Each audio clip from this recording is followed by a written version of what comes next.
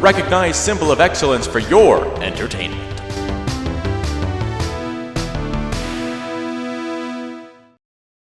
The music industry is different now. You can't... Steely Dan would never even have a chance. Well, maybe it's because Steely Dan gargles my balls. They're incredible.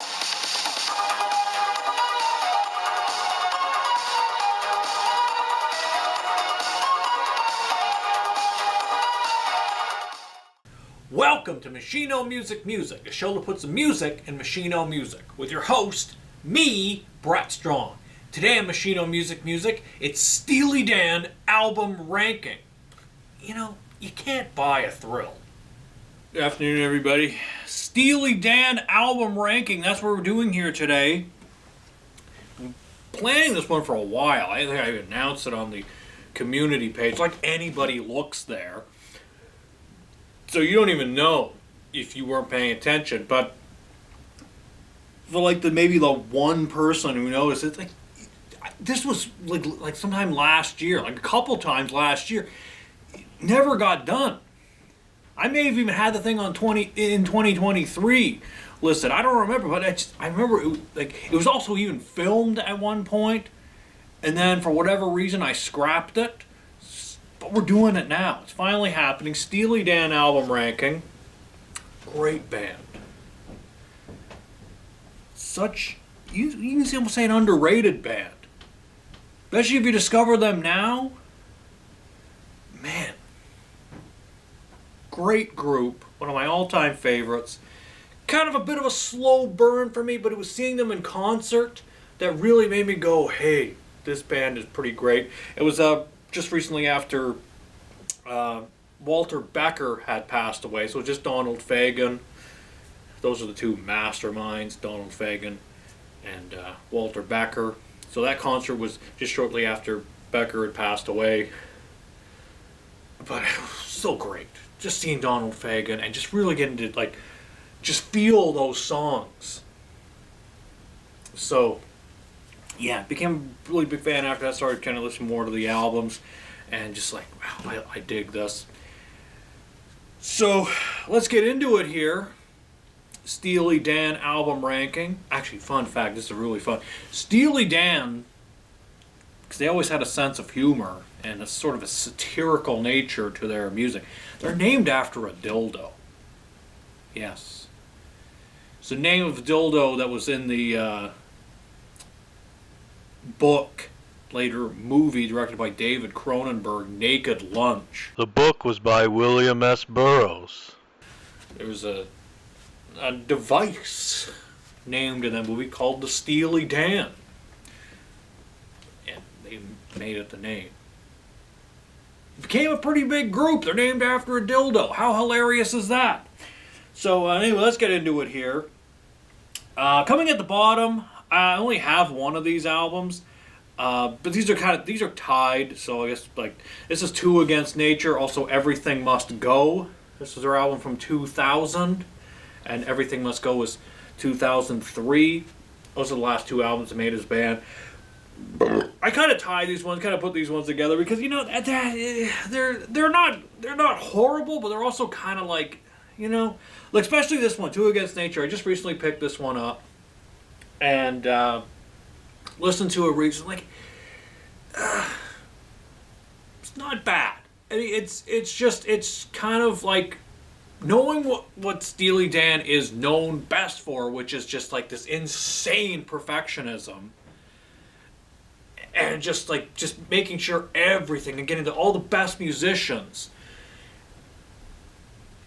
It's just this one feels kind of generic, very by the numbers Steely Dan, and Everything Must Go is very similar. But not bad. Some good tunes on here. Gaslighting Abbey kicking it off. Dig that tune. Probably I think the best song in the album. Just like way it kicks it off. Okay, sounds like Steely Dan. But then kind of the rest of it's sort of forgettable. Nothing really sticks out.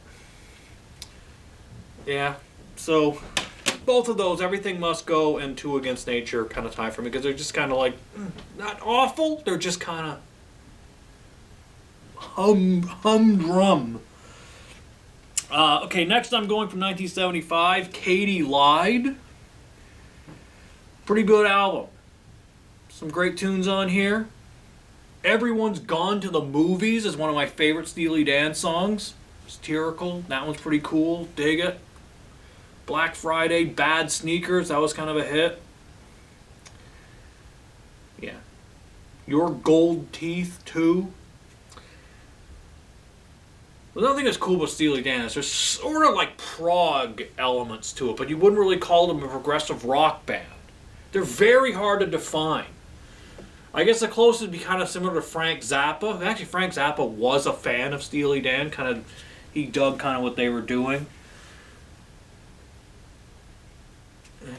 You see me looking. My Christina cat is trying to get into stuff that she shouldn't be getting into. I have the locks on the door. So there's rooms she shouldn't be going into, and she's trying to get into those rooms. But yeah. Actually, here in the studio, she managed to get up into the ceiling, if you can believe that. That's never happened. All the years I've had cats as pets, Christina's the only one that's gone up into the ceiling here in the studio. Not good. She's just meowing her head off, so I'm going to be a little distracted, and I already have been. But yeah, Katie Lied, good tunes on here. This was £5. £5 British. So there you go. All right, next from 1973, I'm going Countdown to Ecstasy. Pretty good album. Couple songs I really dig on here. Showbiz Kids, another satirical song, kind of making fun of, like, child actors, I believe. Kind of ambiguous, some of the Steely Dan lyrics. They could kind of be about anything. They never really disclosed it, but you can, if you hear in interviews and stuff, they kind of explain it. Yeah, it's like they're not really meant to be taken too seriously. But yeah, I really dig that song, Showbiz Kids. King of the World is cool. Dig that tune. Razor Boy, Your Gold Teeth. That's a good tune. Strange album cover. This was £10. A little bit pricier. Jeff Skunk Baxter plays on this from the Doobie Brothers. That was a big spit I just did right there. So they brought in some of the best musicians. Brought in some of the best session guys you could, and Jeff Skunk Baxter, he was one of those guys. This album cover, what is it? It's like people in an old folks' home having an orgy. Is that what that is? I never really. It looks like they look like puppet people. Strange album cover, but pretty good album.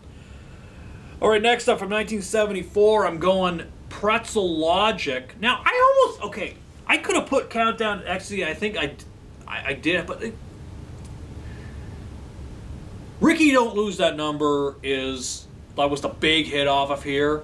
When I saw Steely Dan live, they didn't even play that song, and I remember afterwards, especially my parents were wondering, why didn't they do Ricky Don't Lose That Number? Because that's a song that plays on the radio, and my parents are they're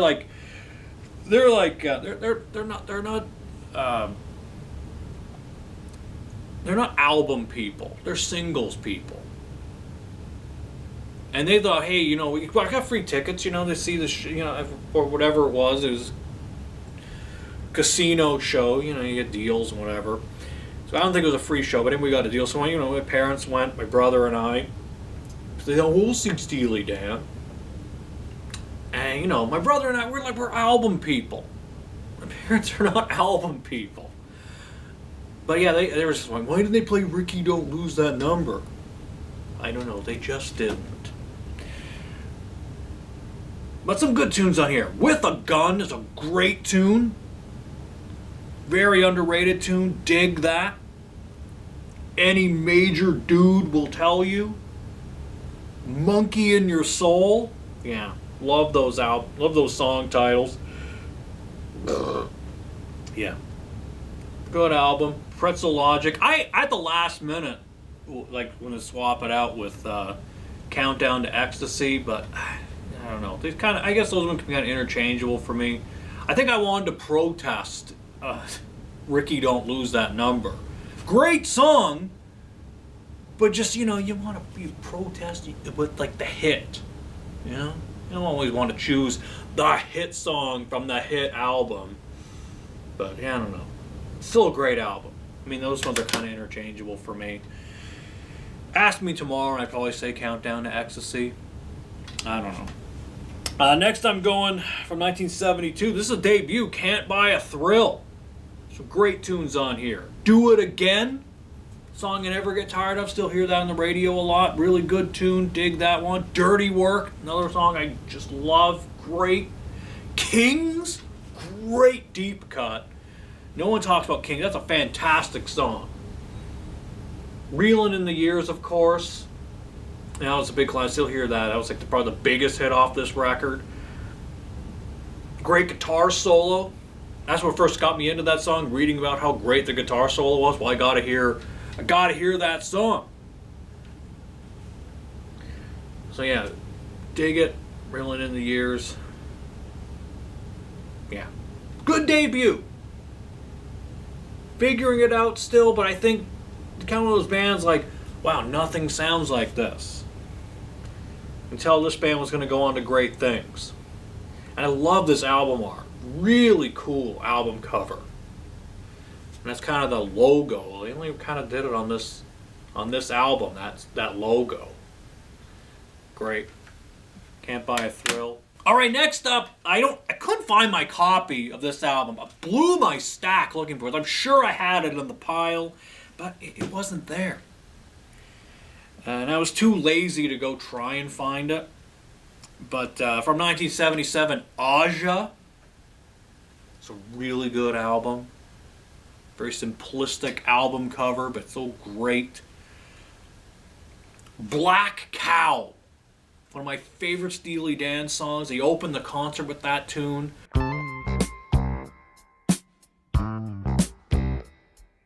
That's why we'll put this one up higher just because of Black Cow.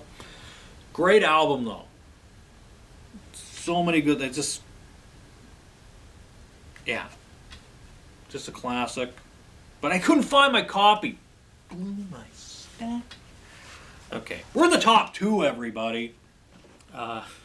If I can put the arm down. From 1976, The Royal Scam. This usually tops people's lists when we're talking about Steely Dan albums, the greatest Steely Dan album. I mean, I almost put this one at number one. I think now you kind of know what my number one's going to be, and I'll explain myself soon. But, this is a great album. So many songs are so good. Kid Charlemagne. Still hear that one bit. Still plays on the radio. Great tune. The Fez. Really funny song. Apparently that's about a condom. Don't do it without the fez on, because what does a condom look like but a little funny hat for your penis? So, the fez. That's what I heard. It's because it looks like a funny hat. Green Earrings. Green Earrings, so good. One of my favorite Steely Dan songs. Really cool. Dig that one. Title track is great. Yeah. Pretty much a perfect album. Top to bottom. Not a sinker in the bowl on this record. Love this album cover. Like the he looks like I guess a homeless guy. Got like Godzillas behind him. Like, bad things are about to happen to this man. Wake him up. He's about to get swallowed by a Godzilla. But what is my number one? I'm going Gaucho from 1980. Now I just said Royal Scam, not a sinker in the bowl. I think this one goes up for me because it has my all-time favorite Steely Dan song, which is My Rival, which I've heard different versions of what that song might be about, different stories. One of them is that it's about like a husband who just like his wife just had a baby, and now the baby's getting all the attention, and he's just feeling like over here feeling like a chump. Had enough of this. I love you, baby, but you're my rival now.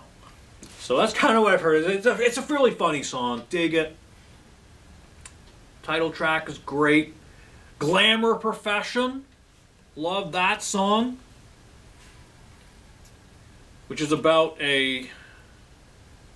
like Glamour Professions. I don't know if it's supposed to be about the basketball player that it's referring to at the beginning, or just the fact that they're basically a drug dealer. The Glamour Profession is the drug dealer who supplies to these famous people. So I don't know if it's really about the famous person as much as it's about the drug dealer to the stars.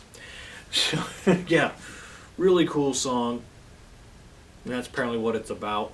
And also, fun fact, the basketball player in it, Hoops McCann, that name was later used for the John Cusack character in the 1986 movie One Crazy Summer, one of my all-time favorite movies. Follow-up to Better Off Dead, both directed by Savage Steve Holland. Yeah. Most people know Savage Steve Holland now for being one of the producers and creators of The Big Bang Theory and of Young Sheldon. So that's what we know Savage Steve Holland for now. Yeah. Babylon Sisters, Hey 19.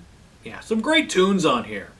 But mainly, I think My Rival is what puts this one up for me. Just such a fun song.